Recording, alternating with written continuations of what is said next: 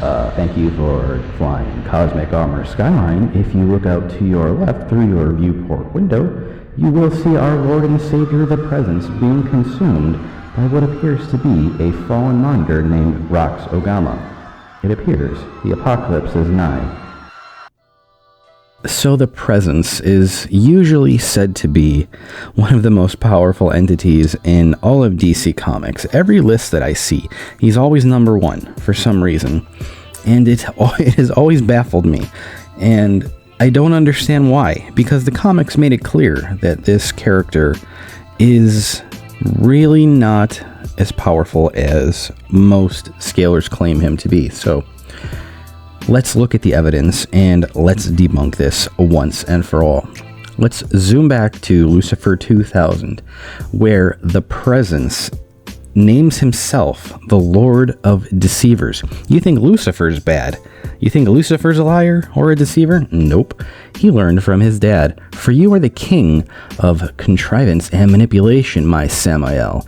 But in that, as in all things, you learned from your father. So if he's the ultimate deceiver, why are scalers and so many wikis and web pages using the Presence as the top dog? You are listening to the biggest liar and the biggest fraud who has ever lived, who has ever existed in DC Comics. Is there a reason that people are listening to this?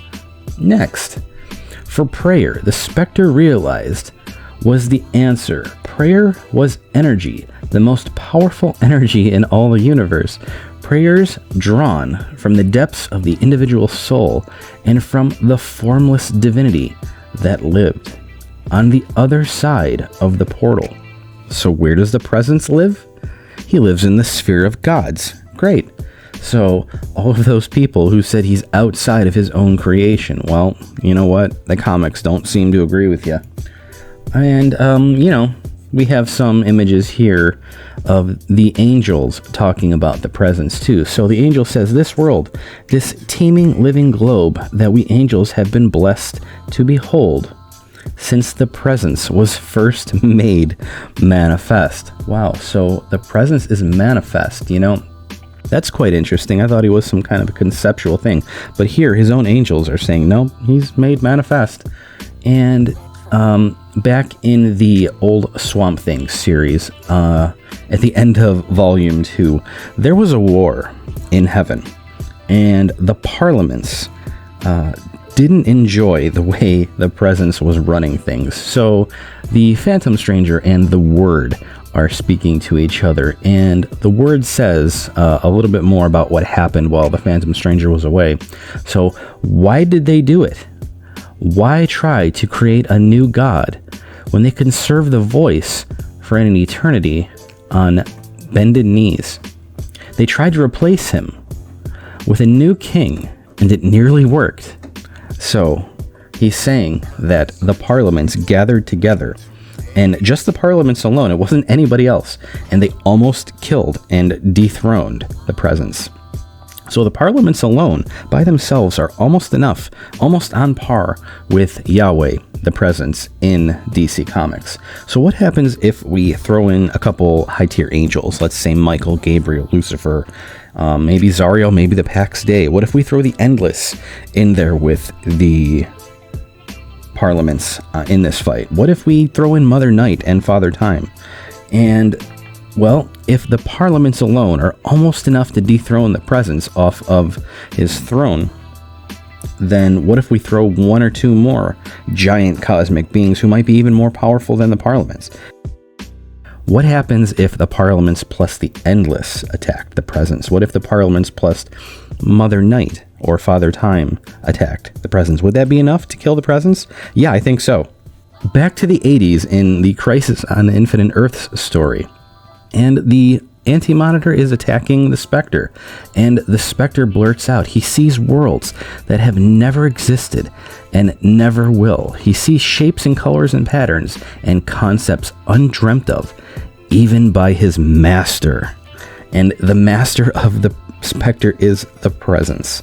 So what this comic book is telling you, that even God, even the Presence himself, is unable to really understand and fathom the energies and the weird stuff ongoing that is coming out of the Anti-Monitor in this giant attack that is about to completely blitz the Spectre in this fight. It's kind of insane when you think about it. Even the Anti-Monitor in the old days was almost on par with or beyond the scope of the Presence.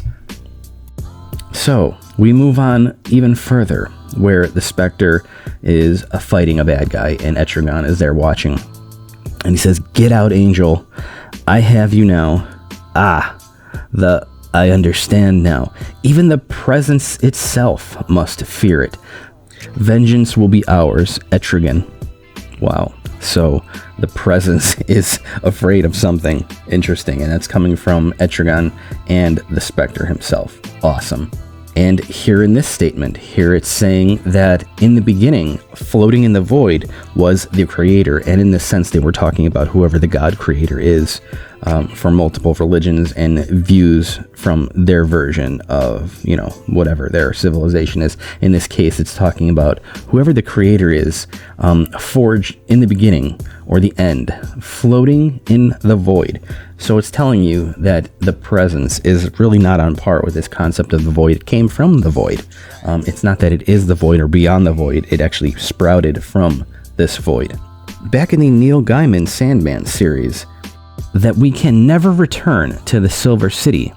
We can never again enter the Presence. So the Presence is supposed to be the Silver City itself. The body of the Presence is supposed to be the entire tree of the Kabbalah. And the Kabbalah crown is supposed to be the Silver City. So it makes sense that the angel here would say that the angels can't go back home to enter the Presence ever again in the Silver City, because the Silver City is the Presence. So if it's locked out, they can never get back in. And here's an interview with Grant Morrison that kind of talks about how the Abrahamic gods now are not really important, and that now in our new century is moving beyond these Abrahamic gods. So it is the intent of some of the authors in the DC lineup that the Presence is not the alpha dog. And this one, of course, this was hilarious too. Some weird refugees drop into an island in the second Vertigo series, and they're like, the Presence won't be able to reach us here because there are lands owned by witches that the Presence has no dominion over, and that's on Earth too. So there are places on Earth that the Presence can't see in. So, and if you don't believe me, here is Lucifer himself saying the same thing. In that place beyond places where even the Almighty's omniscience could not reach you, you pondered your options. And in this, he's talking about the void, actually. In the other scan, he was talking about like the location on some witch island on Earth. And it's not even the first time that Lucifer has said something like that. He says, "This is where the world was drowned before Brahma rose it out of the depths. This is where Lucifer sinks now. Here, beyond the reach of Yahweh, below all the world that is. Perhaps here he could stay beyond his father's plan." So this is the original void that Lucifer dropped into in the 2000 series. It's called the Garbhodaka, the Sea of Brahma. And twice now, in two different instances, Lucifer is saying that this place is beyond every single scope and ability of the Presence, his father. The Presence is reliant on duality, and a lot of people never read the third Lucifer series, which kind of upsets me, because every answer that you've ever wanted or ever could dream of how powerful the Presence is, was answered in that series, the third Lucifer series that came out in 2018. Holly Black, another writer from the Vertigo series. Yes, it's shocking, isn't it, that we really did kill off God, the Presence. And a lot of people just throw that around and really don't care about it. But she's not even the only one that talked about this. Let's look at what Steve Orlando told me in an interview. Personally, I do not consider the Presence to be the source or the overvoid. To me, the Presence exists in the sphere of gods, no different than Thor or Zeus or any other god. The overvoid to me, along with the source, play into the multiversal aspects of the DCU instead of the mythological ones. So we have multiple authors talking about the presence, where it's located, where he lives, and the comic books even confirm that he lives in the sphere of gods. Why did Steve Orlando say that? Well, because the comics told you so. Don't listen to other scalers. Don't listen to the online wikis. They're not going to tell you what the actual truth is most of the time if they're bad at what they do. There's plenty of good content creators on YouTube and TikTok that tell it like it is, and you really have to be a good investigator to go find out who is who and what's what. So, onward into the 2018 Lucifer series, it tells us the joke of it all, sweet Mazakin, is that without the devil, there can be no God. And in this story, this entire series is about how Lucifer wants to be removed from existence, and he's having a lot of trouble doing so. And in doing so, he needs to send himself to the absolute void. Now, M.R. Carey, Michael Carey, who wrote the original Lucifer series, and seemingly a lot of people at DC are Hinduists, as it turns out. Most of this series, most of DC is set up either on the Kabbalah or the Hinduist voidist view. And in that sense, what that means is that there are really two major voids. The interior void is called the Sea of Brahma, the Garbhodaka. That's the void that Lucifer originally went to in the first Lucifer 2000 series. A lot of people confuse that with the overvoid, but anybody who knows anything about religion automatically understands that was not what the overvoid was supposed to be.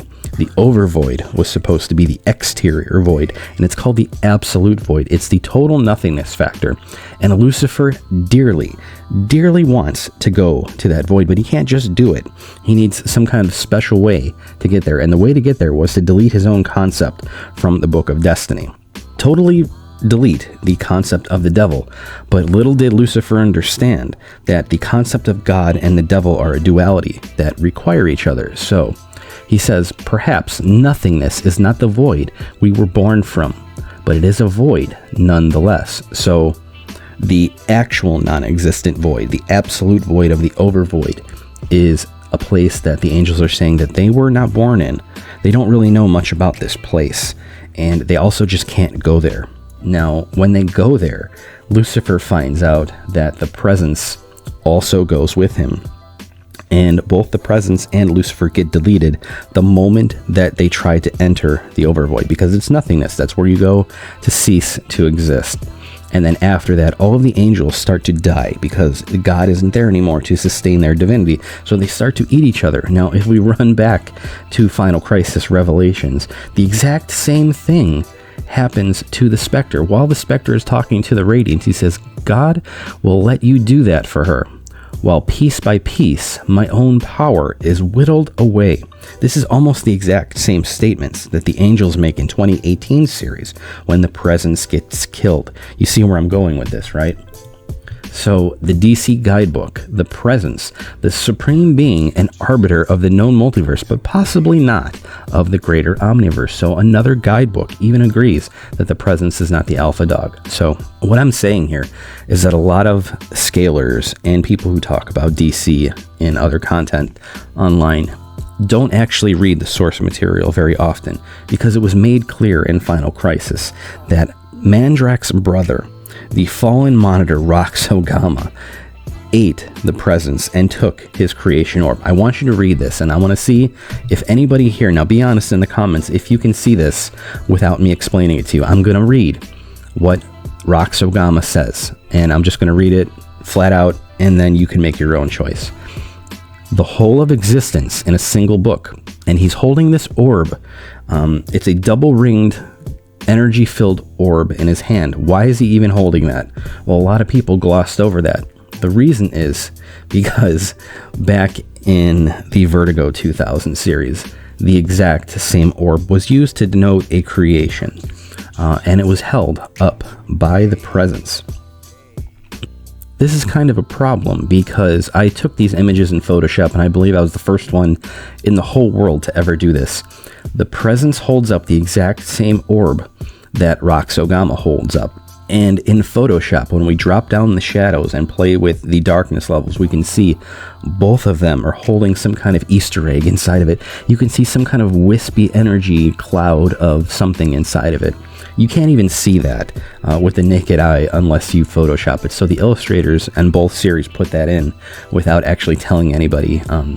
So the only way to see it was to really drop down the shadows and bring up the highlights. And then you can see this weird energy cloud inside of it. Isn't that interesting that they're both holding up the same orb with the same Easter egg inside of it? How is that even possible? How can that be a coincidence that both illustrators did the exact same thing? Well, it's not, because as you can see in this famous scan, that Rox Ogama appears at the end of Final Crisis and drops down the bodies of the Spectre and the Radiant. And he says, "As I fed on these servants of God, defenders of the universe, drained now, meaningless, they're both dead." Earlier in Final Crisis, they said that timeless and without end, our hosts may perish, but our essences remain eternal until the passing of the Almighty who created us. So these two died. Rox Ogama ate them. And to eat them first, the requirement is that the presence needs to die first. And just for giggles, the fallen monitor Rox Ogama picks up the orb of creation from the Vertigo 2000 Lucifer series, and he shows it off. And for years, people combated me on this, and they're saying, no, this is not the same orb. It's just some whatever. Okay, well, what happens when I put both of these pictures together? I'm going to take a snapshot from Final Crisis, and I'm going to take the snapshot from Vertigo, and we're going to look at these orbs and watch that both of them said the exact same statement. So, the presence in the 2000 series says, "It's the whole of creation seen from the outside," and he holds up the orb. Then Rox Ogama says, "It's the whole of existence in a single book." You really telling me that this is coincidence that the writers used the whole of existence, the whole of creation, and then they're both holding up an orb? Of course not, guys. The writers want you to know that the presence died, and Rox Ogama ate him and took his orb. This is not speculation. This was stated, and it's just a point that the authors and illustrators wanted to assume that a lot of readers did read the original Lucifer 2000 series, but it seems a lot didn't. So it went over the heads of a lot of people. So again, the 2018 Lucifer series is all about how Lucifer wants to delete himself from existence, and in doing so, he takes the presence with him automatically, and they both get deleted and sent to the overvoid. The absolute nothingness void is the monitor mind. So that there is no light without darkness. Lucifer was necessary for Father to exist as a defined entity. So both of them end up getting deleted the moment that they are sent into the absolute void. You think the presence is very powerful, but there are demons in other places, in other locations, that have a pond, a memory pool of the presence. All of the presence's thoughts and feelings and inner monologue are recorded in this pond, and it's owned by this demon person. And Lucifer and Michael have to go there to find out what God's private thoughts were earlier, but when they were made. And it's just amazing to me, because a lot of people don't understand that the Lucifer 2000 void is called the Sea of Brahma. And Lucifer goes out there and sees infinite other creations in there. And the presence is not the God of all of those other creations, probably some of them, but not all of them. The whole point here is that Lucifer continues to fly in this void, and his aim is to get away from his father at all costs, get as far away from anything his dad did. And to do so, how do I do that? I need to go fly in this void as far away as possible. So you can't say that the presence is that void. You can't say that there's more potential places out there that Lucifer knows his dad owns and will be around, because he wants to get as far away from his dad as possible. So he flies deeper and deeper and deeper into this void. So the comic tells you that the presence doesn't own all of this stuff. He's just one part of this. So yeah, that was a really long 20-minute rant on why the Presence is not the alpha of DC Comics. Rox Ogama ate him. He can't exist in the Overvoid. Do you know how many people argue with me that the Presence can exist in the Overvoid, or that the Presence is above the Overvoid somehow, or that the Hands and the Source and the Judge and the Chronicler from Justice League 2018 and the Metal series and Death Metal were able to exist in the Overvoid, and that Golden Wonder Woman was able to go in the Overvoid, and the Darkest Knight was able to go in the Overvoid. Well, guess what? Lucifer and the Presence themselves can't do that. I'm a super nerd. I've been trying to tell people this for a very, very long time. Not only do the comic books tell us this, but the authors and the editors and the guidebooks also tell us that the Presence is not the number one out there. So again, the Presence can't even go into the Overvoid. Lucifer can't even go into the Overvoid. Nothing can go into the Overvoid. Mandrak can't even go in the Overvoid. There's only one thing that can go and survive in the Overvoid, as we saw. It was the Cosmic Armor Superman, who's the only thing that can do that, because the Cosmic Armor Superman is the embodiment of everything. And that includes the Presence, that includes Lucifer, that includes the other sources, that includes the parliaments that almost killed the Presence, that includes a lot of other things. Everything, actually. Every concept, every location, every energy, every character you can think of. That is what the embodiment of the Cosmic Armor is. It's all of existence. So logically, there's only one thing that can exist in the Overvoid, and it is existence itself, which is the Cosmic Armor. So no, my friends, the Presence is not on par with a Monitor. The Presence is not on par with the Parliaments. The Presence might not even be on par with all of the angels if they all attacked him at the same time. These are facts. And if we want to be good scalers and good educators, we have to tell people what the comic books actually said.